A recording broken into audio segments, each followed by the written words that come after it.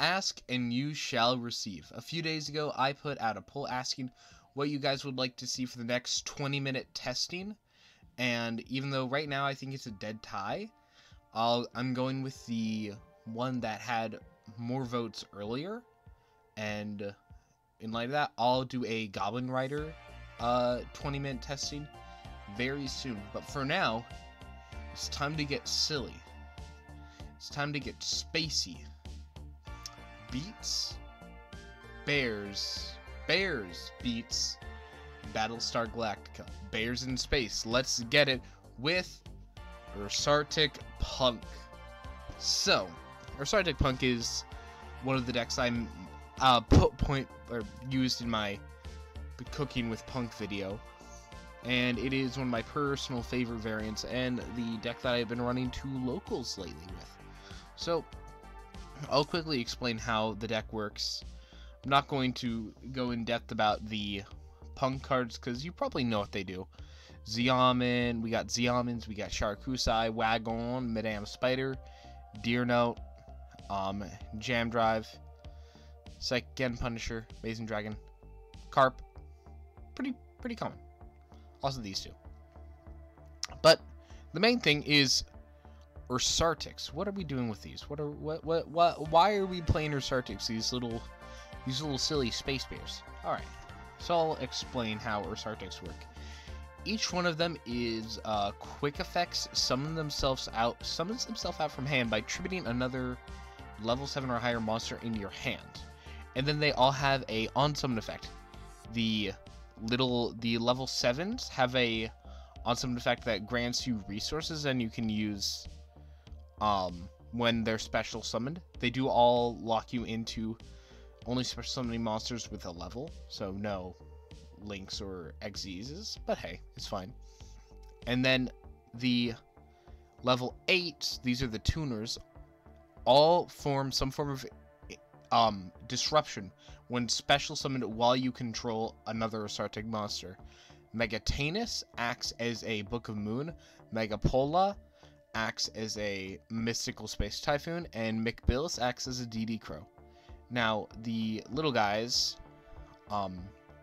McPulla adds a Ursartic monster, McTanus adds a Ursartic monster from grave to hand, and McBillis summons one from hand.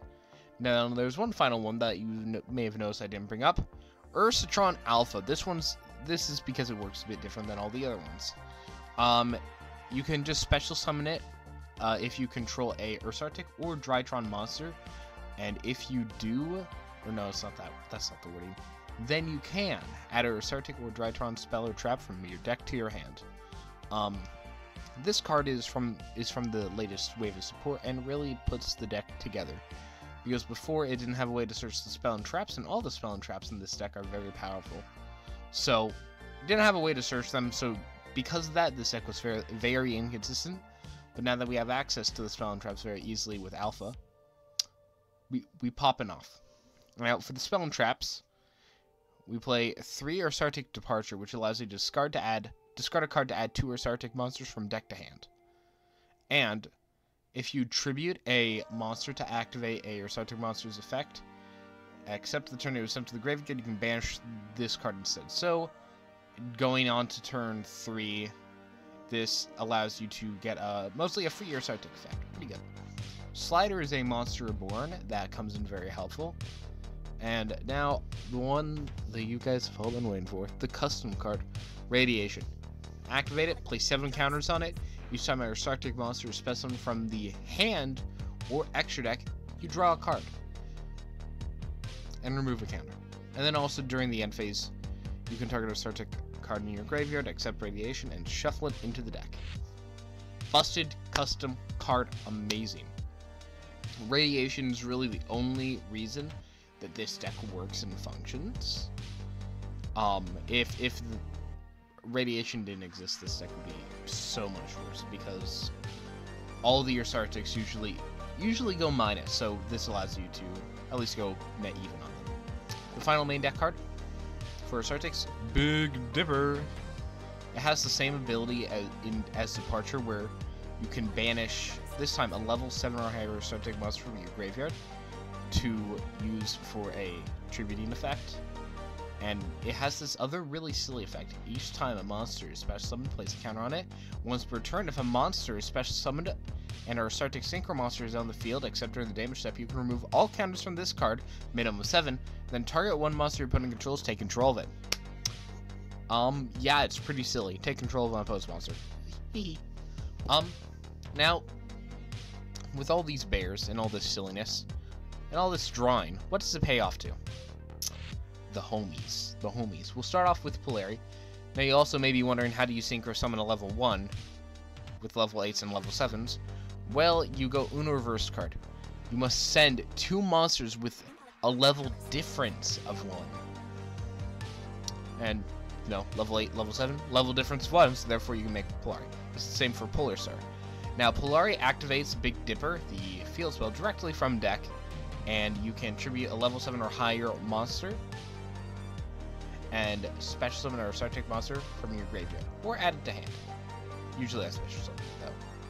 That's what Polari does. It's very good to get Big Dipper out, because you really always want to see Big Dipper. Polar Star is one of the new pieces of support that came out lately, and it is very silly. And it has the same way that you summon it out, and then you can tribute a level 8 Resartic monster from your hand or field, and this card, special summon a level 7 Resartic Synchro monster from your X deck, ignoring its summoning conditions, and if you do against this effect, your opponent cannot activate the effects of monsters with a level that were special summoned from the extra deck. Your opponent can't even activate, mostly, they can't activate fusions, synchros. That's about it. Or pendulums, I guess, because you can summon those from the X deck as well. But a full-on, or a halfway lock on the X deck. And that combos very well with Septentrion, which I like to lovingly call Septic Tank. So Septic Tank has 2 effects. First one is negate the effect of face-up monsters without a level that were special summoned from the extra deck, and if your opponent special summons a monster, except during the damage step, you can add a Resartic monster from deck to hand. Sorry, not a Resartic monster, a Resartic card from deck to hand. So, if you summon Septic Tank with Polar Star, your opponent cannot activate the effects of monsters with levels, and their monsters without levels, effects are negated. So it's mostly a full extra deck skill drain. Actually, even better than extra deck skill drain, because levels can't activate their effects. Now, I'll read over the only other card that you may not know. Grand Chariot. On special summon, can target up to 2 cards in the field, destroy them. And when a card or effect activates, or when a card or effect is activated that targets a Resartic card I control, tribute a monster from my hand or field, negate it. So, what does this deck set to do? Combo, combo, combo, combo, big board, good game. The entire idea is that the punks are a consistent way to get at least 1 interaction on the field, and also draw you cards during their combo, so you can draw more pieces for Resartics to go into Resartic plays to end on Septic Tank with a full extra deck lock, and Grand Chariot with its protection effect. You can also make a Baron along the way, because 7 plus 3 equals Baron. All the other cards are kind of self-explanatory. We got Nibs, we got Ash, we got Ogre, we got Eteles, we have Changing, we have Agrin. You actually can't play this in this deck. It took me way too long to realize this. But you can play the Ice Jade card in this deck and to make Agrin, because Agrin's a nutty card. Shen, Draco Berserker, and Gen Drive. In the side deck, you can check that out. This is just my side deck from real life, because this is my list in real life. So, with that, let's get into the games. For first replay, we're going to show what happens when this deck is on the play. It's nutty. We're going to start off with the Departure to add Alpha and Megapolar. We're going to summon out the Megapolar. Then we're going to summon out the Alpha. Alpha is going to add, you know me, love him, Radiation. Then we are going to go into Polari. Radiation is going to draw us a card, and Polari is going to activate the Big Dipper here. And just a reminder, you do want to chain this properly so that Radiation is Chain Link 1 and Polari is Chain Link 2, just so that you don't accidentally draw the Big Dipper off of the Radiation, because that would be sad. Then we're going to summon Mictanus, add the McBillis back to hand, and draw another card off of Radiation Ash Blossom. Nice. Now we're going to go McPola effect, and Radiation. Going to search for the Megapola, and then we are going to draw a Call By. Nice. Then we're going to summon back the McBillis, make Polar Star. Then we are going to use the Polar Star and the replacement effect of Big Dipper to make a Septic Tank. Radiation, we're drawing all cards along the way. Well, you look at that, that's the Zeoman. We also got the Grand Chariot to have some interaction. And now what I'm actually going to do is pop my own Radiation, so I have another one. Full 7 counters, if I ever end up getting some more of the Silly Billies. Foxy Tune, we're going to summon out Sharkusai. Sharkusai effect to make Rising Carp. Rising Carp into Deer Note, and this time Madame Spider, because we don't want to get rid of this field spell, because we do have the Snatch Steal effect online. We're going to make Dangerous Gabu, we're going to make Jam Drive, Deer Note's going to bring back the only Sharkusai, and off of Jam Drive we are going to get a Ghost Ogre. So right now we have a, I think, 3 bounce? Yep. Bounce 3, Ash, Ogre, Infib, Called By, and extra deck, no fun for you. Also, we get to recycle at the end, and let's see what they can do. Hero lives. I say no. Let's start off with the Pharaonic Sarcophagus. I'm going to Ghost Ogre it. I have the other one. Sarcophagi. Send Imseti. Septic Tank, we're going to add the Book of Moon. They're going to do Horus combos. You know, Horus fun stuff. Sharkusai here, I'm just going to make this that I can bounce both of them, or all 3 of them, honestly. And then Called By this one. Summon back the Imseti. Take the Imseti. And that's game. They weren't even able to make, like, anything. So that's what happens when we are on the draw. But what happens when we are on the crap? Alright, this time we are going to be going second against Xenobirds? Don't know what they do, but hey. I'm going to activate Talisman to summon out Candle. Candle is going to add a Xenobird Calling to summon out Peacock, Shade Peacock. Add 2 cards. Dude, that's kind of cool. Summon out Nakitama, Aratama. Aratama is going to add a different Shade Peacock, Xeno Baroness. We're going to add Stars Aligned. Now we're going to make normal Xeno Baron Peacock. Oh my goodness, a lot of things are happening. Peacock is going to go away, and they're going to summon 2 tokens and add back Nakitama and Aratama. Now what happens here? We're going to add... Okay. We're going to start a plays. We're going to summon a Mika Polar. Deer Note. Summon the Deer Note. Here's where I misplayed a bit. I didn't read what Stars Aligned did. I could have made a Baron after just by normal summoning the Zeoman. And we're going to see what happens. What does Peacock do? Oh, that's what Peacock does. Okay. So that is this beautiful deck on the draw. Now, let's get into a best of 3. Not against meta. It's not going to be against meta. But something that I thought was funny and thought you guys would enjoy. Alright, our best of 3 is against Ice Barrier. If you saw the Nephthys video, you know I have a very feeling about this deck. I have a feeling. We're going to start off with a emergency teleport. Summon out the Zeoman effect. We are going to be adding the Sharkusai. We're going to make that Rising Carp. That's an Infib. Oh, crap. We're going to start off with the Departure. And because I know we can trigger Foxy Tune, we're just going to go make Tanas, add back the McPolar, Foxy Tune. We're going to summon out the Madame Spider, get the Dangerous Gabu, make Baron de Fleur, pass. We still have 3 pieces of interaction, and we have a Rising Carp for follow-up if we survive. They're going to start off with a Ice Shade Cradle, adding Grimir, add green. I know what this card does, so I'm going to negate it. They do this one, the dumb one.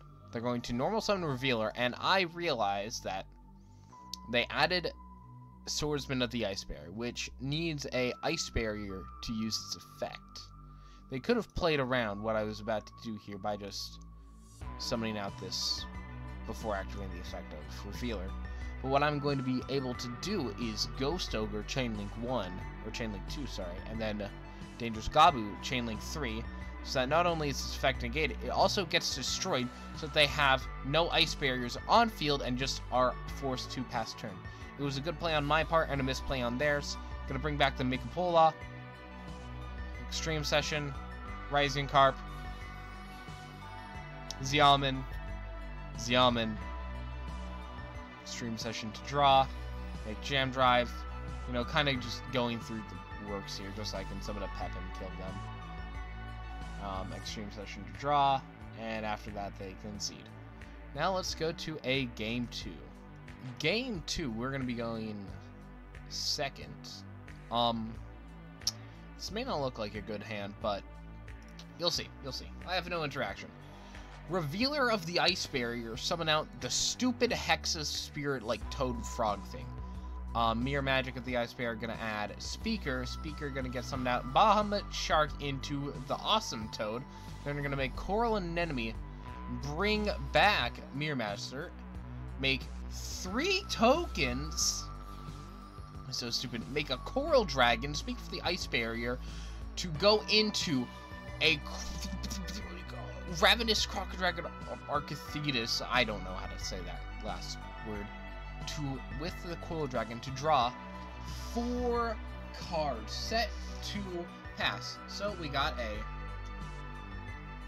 Ash, Droll, Call by, Forbidden Droplet.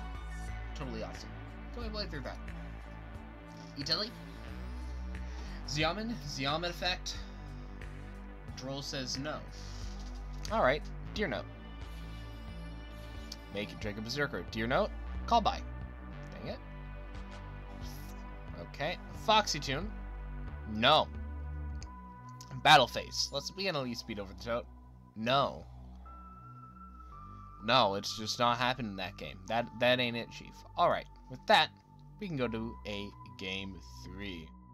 Game 3, and oh, this hand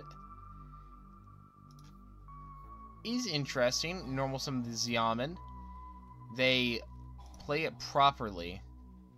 I felt a response here, so I was trying to play around it in Fib on my Rising Carp, which was a horrible misplay. We make a Jam Drive. Deer Note, summon back the Xiamen. Do some stuff. And now, this is the part where we ball. Oh, we're not balling. This is the one issue with the deck. Sometimes you just can't do nothing. Psychic and Punisher pass. Can they beat over it? Revealer. Gorgeous. Summon back the stupid this one. Make Lancia. So this was a slight misplay here. When I mean a slight misplay, I mean it cost me the game. I should not have used the effect to increase the life point, or the attack. Because Trishula, rip 3 cards. I'm on a radiation. And now, what do they get to do? Oh. Oh no. Oh no, guys, they're doing the thing again. Oh no, guys, they're summoning a Coral Dragon. Oh no. Oh no, guys. Stupid draw. Make Agrine. Make another Lancia. Pass turn. Oh, what am I gonna do? I die.